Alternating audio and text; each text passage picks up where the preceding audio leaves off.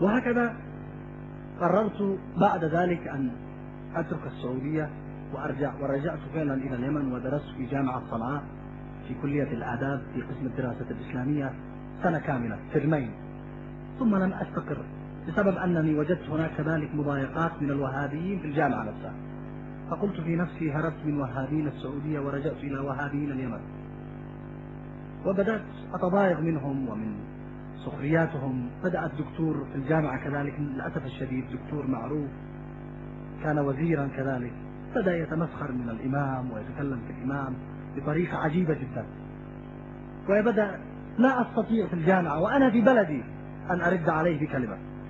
كانت تريحني، كانت هناك بنت كانت ترد عليه دائما أصلا، كانت هي التي تتهجم، وتسبب أنها مرأة لا يتجرأ أحد أن يقف أمامها، ولا يتجرأ أحد كذلك أن يضربها أو أن يؤذيها لأنها مرأة.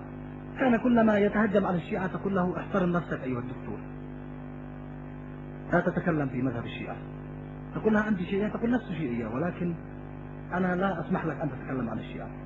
فكان إذا يريد يتكلم عن الشيعة يقول أيتها الفتاة ماذا تريدين؟ كان يخاف الدكتور. فالحمد لله قلت الحمد لله، هيا الله هذه المرأة لتتصدى للدكتور وتتصدى للطلبة.